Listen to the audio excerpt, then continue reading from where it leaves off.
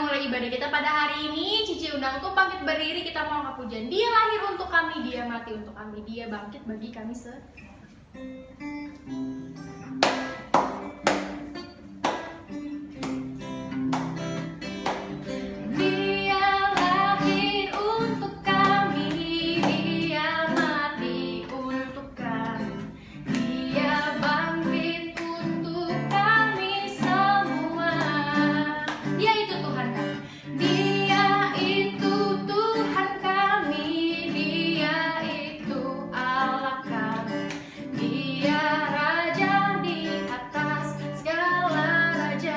Dia itu firman Allah.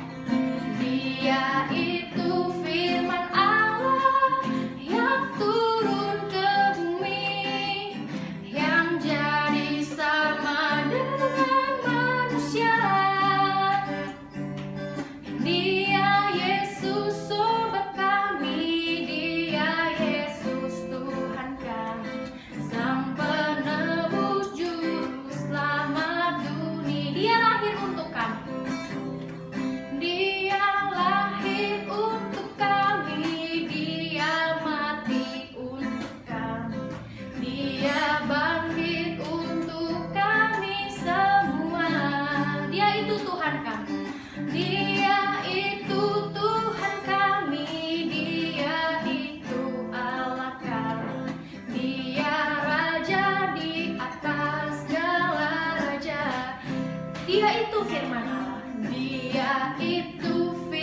Allah yang turun ke bumi, yang jadi sama dengan manusia. Dia Yesus sobat kami. Dia Yesus sobat kami. Dia Yesus Tuhan kami, Sang penebus juru selamat dunia. Ya, jangan memberikan pengumuman. Diingatkan kembali, setiap hari Minggu kita tetap ada ibadah sekolah minggu jam 1 sih, yang kita akan sama-sama beribadah, menontonnya lewat aplikasi You. Tuh, boleh mempersiapkan dirinya, pakai pakaiannya yang rapi, yang sopan, dengan sikap yang sopan tetap walaupun di rumah. Kita mau mendengar firman Tuhan, kita mau angkat pujian. Aku siapkan hatiku Tuhan untuk dengan firman-Mu saat ini.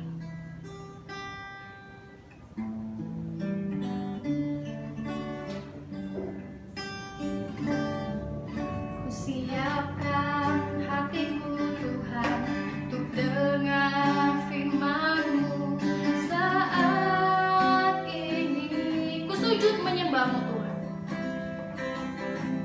Ku sujud menyembah-Mu Tuhan, masuk hadirat-Mu saat ini. Curahkan urapan-Mu Tuhan. Curahkan urapan-Mu Tuhan bagi jemaat-Mu saat ini. Ku siapkan hatiku Tuhan untuk dengar firman-Mu. Firman-Mu Tuhan tiada berubah. Firman-Mu Tuhan tiada berubah. Dahulu, sekarang, selama-lamanya. Dahulu, sekarang, selama-lamanya, tiada berubah. Firman-Mu Tuhan. Firman-Mu Tuhan, penolong hidupku. Ku siapkan hatiku Tuhan untuk dengar firman-Mu. Lipat tangannya dan tutup matanya, mari kita bersatu dalam. Semuanya lipat tangannya dan tutup matanya, mari kita bersatu dalam doa. Ya Tuhan, sungguh kami siap untuk mendengarkan firman Tuhan. Ajar kami agar kami boleh sungguh-sungguh duduk diam mendengarkan firman Tuhan. Bila ada kuasa si iblis, kami patahkan. Di dalam nama Tuhan Yesus kami berdoa. Amin. Halo adik-adik, apa kabar? Semoga semuanya sehat selalu ya. Nah, sebentar lagi kita akan mendengarkan firman Tuhan. Mari kita berdoa. Ya Tuhan, kami mengucap syukur untuk hari ini. Tuhan yang masih memimpin hidup kami sampai pada hari ini. Ya Tuhan, berkati kami dan juga ampuni segala dosa dan pelanggaran kami jika kami masih sering menyakiti hati Tuhan, baik sengaja maupun tidak. Kiranya Tuhan yang boleh terus memakai hidup kami seturut dengan kehendak-Mu saja. Hanya di dalam nama Tuhan Yesus Kristus kami berdoa. Amin. Nah, hari ini kita akan membaca Alkitab kita di Kisah Para Rasul 26 ayat 1 sampai 11. Kisah Para Rasul 26 ayat 1 sampai 11. Ya, mari kita baca. Semua Alkitabnya dibuka ya. Kisah Para Rasul 26 ayat 1 sampai 11. Pembelaan Paulus di hadapan Agripa. Kata Agripa kepada Paulus, "Engkau diberi kesempatan untuk membela diri." Paulus memberi isyarat dengan tangannya lalu memberi pembelaannya seperti berikut. "Ya Raja Agripa, aku merasa berbahagia karena pada hari ini aku di hadapanmu terhadap segala tuduhan yang diajukan orang-orang Yahudi terhadap diriku, terutama karena engkau tahu benar-benar ada istiadat dan persoalan orang Yahudi. Sebab itu aku minta kepadamu supaya engkau mendengarkan aku dengan sabar. Semua orang Yahudi mengetahui jalan hidupku sejak masa mudaku. Sebab dari semula aku hidup di tengah-tengah bangsaku di Yerusalem. Sudah lama mereka mengenal aku dan sekiranya mereka mau supaya mereka dapat memberi kesaksian bahwa aku telah hidup sebagai seorang Farisi menurut mazhab yang paling keras dalam agama kita. Dan sekarang aku harus menghadap pengadilan oleh sebab aku mengharapkan kegenapan janji yang diberikan Allah kepada nenek moyang kita. Dan yang dinantikan oleh kedua belah suku kita. Sementara mereka siang malam melakukan ibadahnya dengan tekun. Dan karena pengharapan itulah, ya Raja Agripa, aku dituduh orang-orang Yahudi, ayat 8, "Mengapa kamu menganggap mustahil bahwa Allah membangkitkan orang mati? Bagaimanapun juga aku sendiri pernah menyangka bahwa aku harus keras bertindak menentang nama Yesus dari Nazaret. Hal itu kulakukan juga di Yerusalem. Aku bukan saja telah memasukkan banyak orang kudus ke dalam penjara. Setelah aku memperoleh kuasa dari imam-imam kepala, tetapi aku juga setuju jika mereka dihukum mati. Dalam rumah-rumah ibadat, aku sering menyiksa mereka dan memaksanya untuk menyangkal imannya, dan dalam amarah yang meluap-luap, aku mengejar mereka, bahkan sampai ke kota-kota asing." Nah, di dalam ayat ini kita melihat ada 3 tokoh ya.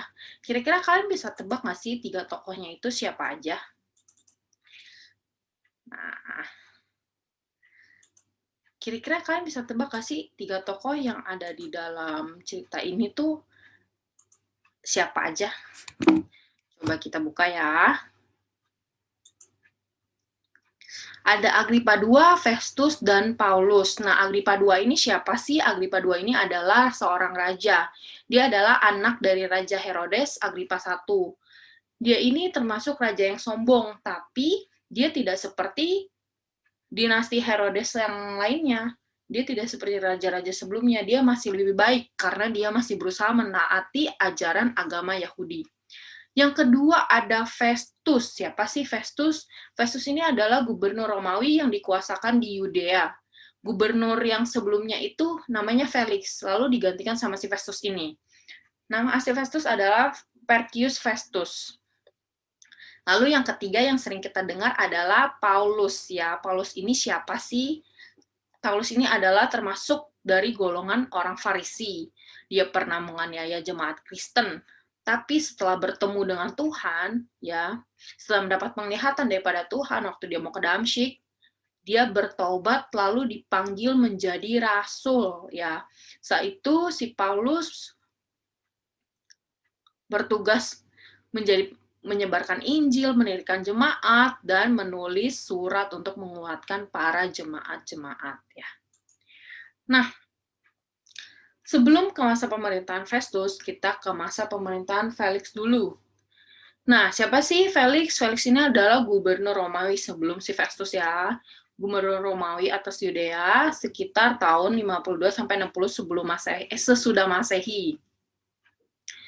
Nah, waktu pemerintahan si Felix ini, Paulus sudah dipenjara 2 tahun. Kenapa Paulus bisa dipenjara? Apakah Paulus melakukan hal yang parah sehingga dia masuk ke dalam penjara? Tidak ya. Paulus hanya mempercayai bahwa Kristus itu telah mati dan juga telah bangkit. Tapi karena kepercayaannya kepada Kristus, banyak orang yang tidak suka, banyak orang yang tidak percaya juga kepada Kristus, tidak suka, benci kepada Paulus, akhirnya mau Paulus dimasukkan ke dalam penjara. Apakah percaya kepada seseorang, kalau seseorang itu telah mati dan telah bangkit, itu adalah merupakan suatu kesalahan? Kan tidak ya. Tapi si Felix ini tetap mempenjarakan si Paulus, padahal tidak ada bukti yang cukup kuat, sehingga itu mengharuskan si Paulus itu untuk dipenjara, tidak ada buktinya. Tapi karena Felix mengikuti mayoritas, dia lebih mengikuti suruhan daripada imam-imam, ya, orang-orang yang lebih banyak, dan juga dia lebih memikirkan keuntungan, nama, dan lain sebagainya, akhirnya dia mau memenjarakan Paulus. Tapi yang namanya masa pemerintahan itu kan ada batasnya. Si Felix ini juga punya batas masa pemerintahan. Setelah dia selesai, masa pemerintahan dia selesai, itu digantikan oleh si Festus. Tapi si Felix ini meninggalkan tanggung jawab dan membiarkan Paulus di dalam penjara. Jadi selama si Felix ini menjabat, kasus Paulus tidak dibereskan, kasus Paulus tidak ditelaah, tidak dipertimbangkan hukumannya, dan dibiarkan begitu aja sampai Felix ini selesai gitu masa jabatannya, sampai digantiin sama orang lain. Nah, setelah diganti sama gubernur Festus ya, Festus ini akhirnya menjadi gubernur. Lalu Festus ini mendapatkan keadilan daripada Tuhan. Ya, Tuhan memberikan keadilan kepada Festus. Festus berpikir bagaimana caranya supaya bisa berbuat adil kepada si Paulus ini. Ya, karena dia mau mencari jalan tengah antara para penuntut dan yang dituntut, antara orang-orang Yahudi yang menuntut dan juga Paulus yang dituntut.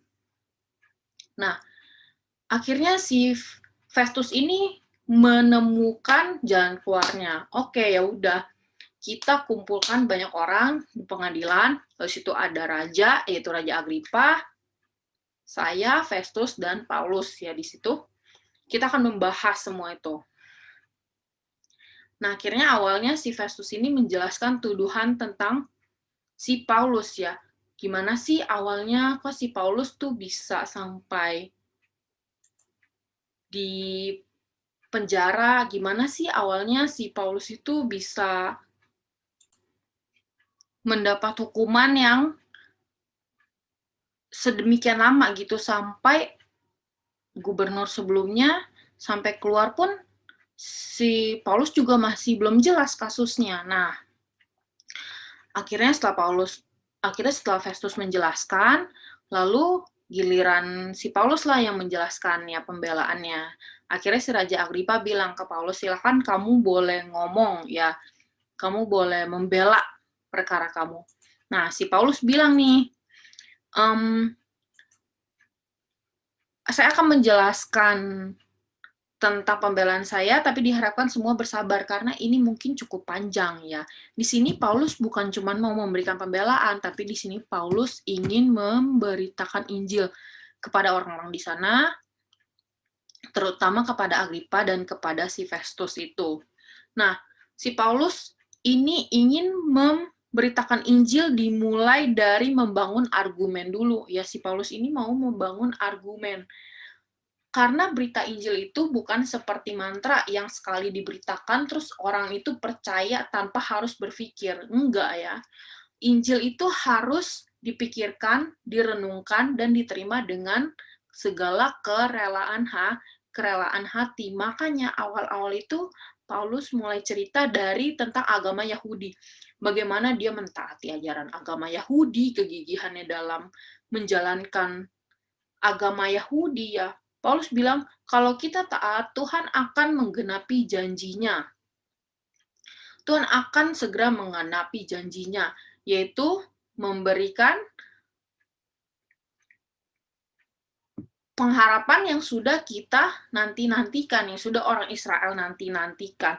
Nah, di sini tuh Paulus berusaha mengerti pikirannya si Raja Agripa ini. Kenapa? Karena Raja Agripa ini orangnya cukup taat dalam beragama.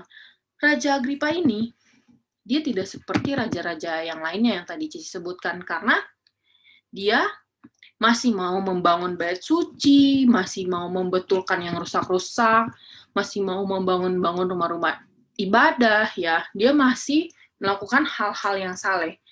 Kenapa sih Raja Agripa masih melakukan hal-hal yang saleh? Kenapa nggak jahat aja seperti raja-raja yang sebelumnya? Kan raja-raja yang sebelumnya pada jahat. Kenapa? Karena Raja Agripa juga punya pengharapan tentang Tuhan di waktu yang akan datang. Sama seperti Paulus. Paulus dan Agripa ini mempunyai pengharapan kepada Tuhan. Nah, hal inilah yang dimanfaatkan oleh Paulus untuk memberitakan Injil, karena mereka sama-sama punya pengharapan di masa yang akan datang. Dan pembelaan ini dipakai oleh Paulus untuk supaya memenangkan hati Agripa dan Festus.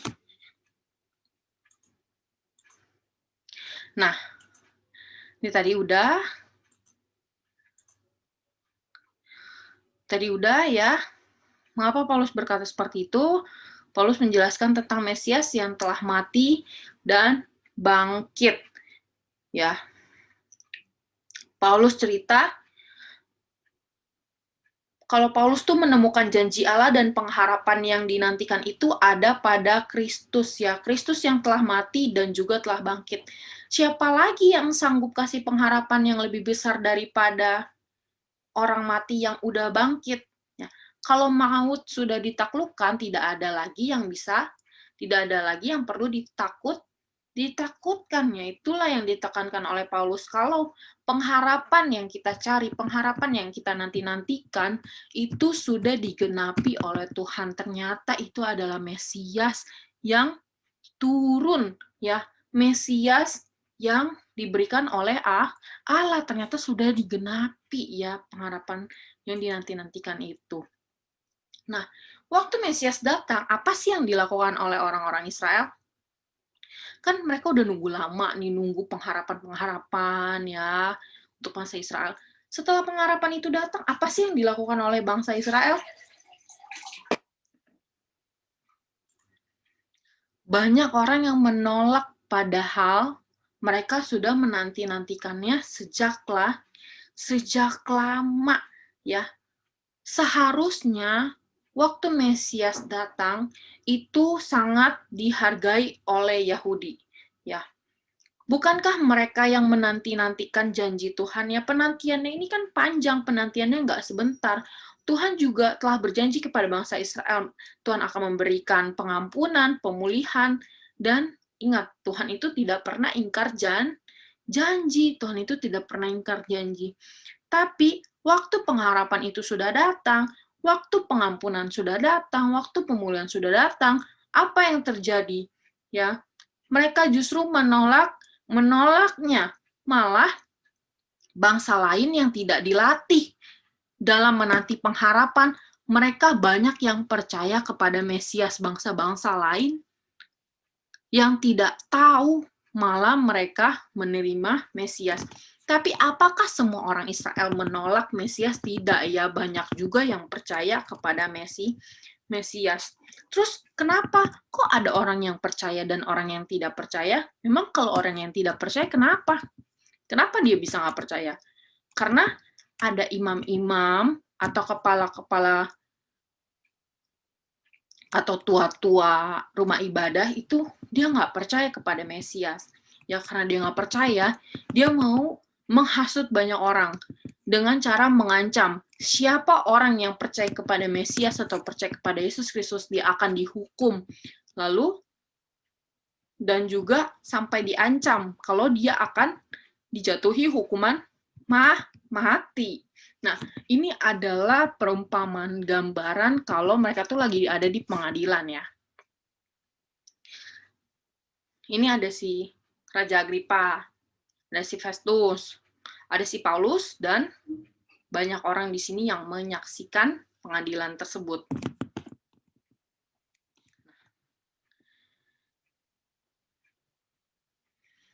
Yang tadi Cici bilang, banyak orang yang diancam ya oleh imam-imam besar, oleh ahli-ahli Taurat supaya tidak percaya kepada Kristus, termasuk juga Paulus. Paulus juga sangat gigih membela agamanya. Paulus juga sangat gigih membela agama Yahudi, tapi dengan buta ya. Paulus melakukannya dengan cara yang salah. Paulus nggak ngerti kalau pengharapan yang selama ini dia tunggu-tunggu adalah Kristus. Ya, Paulus nggak tahu. Dan Paulus melakukan hal tersebut dengan cara yang salah. Mereka bersama dengan Paulus ikut menganiaya orang Kristen. Nah, tapi setelah Tuhan menyatakan dirinya kepada Paulus, apa yang terjadi? Paulus bertobat. Ya, Paulus bertobat, diselamatkan, lalu dia memakai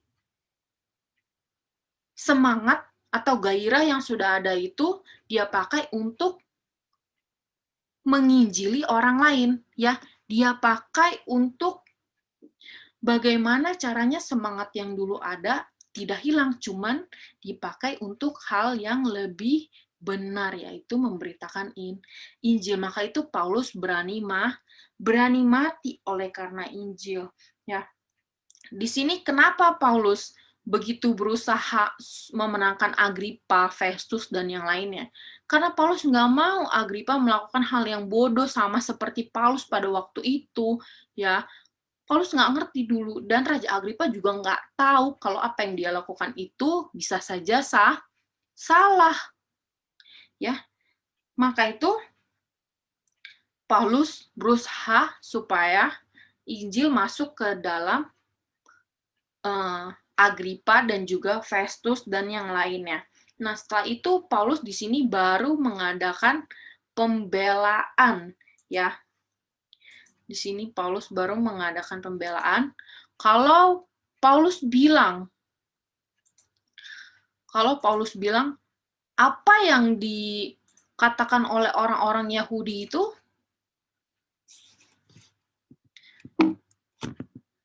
sebentar ya. Oh ya, nggak ada. Nih. Kalau apa yang dikatakan oleh orang-orang Yahudi itu tidak masuk akal. Kenapa tidak masuk akal ya? Karena tuduhan mereka itu tidak berdasar ya. Waktu mereka menuduh Paulus, mereka tidak ada tuduhan yang berdasar. Dan lagi Paulus berpikir, memangnya kalau kita percaya kepada orang yang telah mati lalu telah bangkit, apakah itu sebuah kesalahan? Kan tidak. Ya, makanya itu menurut Paulus ada sesuatu hal yang diada-ada ya. Suatu hal yang diada-ada supaya si Paulus ini dihukum. Nah, kalau orang Yahudi ini kan rajin beribadah ya, mereka rajin beribadah, tahu Taurat. Tapi kalau orang Yahudi rajin beribadah tapi nggak punya pengharapan akan kebangkitan, apa gunanya ibadah yang selama ini dilakukan? Kalau pengharapan akan kebangkitan itu salah, tidak mungkin para pengikutnya rela mati. Ya, kalau para pengikut Kristus itu salah, tidak mungkin mereka sampai berani mati, ya. Kalau Kristus tidak benar-benar bangkit, kekuatan apa yang bisa mendorong pengikut-pengikut Kristus untuk rela dianiaya, bahkan sampai rela mati, ya. Paulus ini kita tahu dia pernah dianiaya dan juga dia pernah menganiaya. Jadi Paulus bilang kekuatan pengharapan akan kebangkitan hanya dimiliki oleh orang Kristen. Hanya satu nama yang bisa kasih bukti pengharapan itu nyata, yaitu Yesus Kristus ya. Allah telah menggenapi janjinya melalui Yesus Kristus. Nah, tadi Paulus bilang apa? Yang tadi Cici kutip?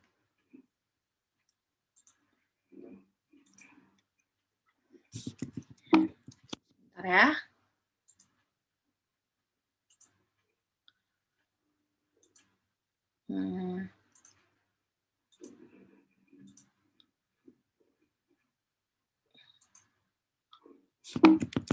Oke. Nah, Cici rangkum aja, karena itu tidak bisa di slide. Paulus bilang, hanya ada satu nama yang bisa kasih bukti pengharapan itu nyata. Nama itu siapa? Yaitu Yesus Kristus. Karena Allah telah menggenapi janjinya bahwa Yesus Kristus telah datang ke dalam dunia. Mari kita berdoa. Ya Tuhan, kami mengucap syukur karena begitu besar kasih Tuhan akan dunia ini, sehingga Tuhan telah mengaruniakan Yesus Kristus kepada kami, supaya kami tidak binasa, melainkan beroleh hidup yang kekal. Ya Tuhan, ampuni kami ketika kami tidak mengerti apa maksud Tuhan, sehingga kami suka melenceng, suka lari daripada jalan Tuhan. Kiranya Tuhan boleh terus menguatkan hati kami, supaya kami tidak membelot, dan juga supaya kami boleh terus yakin dan percaya kepada Tuhan. Hanya di dalam nama Tuhan Yesus kami berdoa dan mengucap syukur. Amin.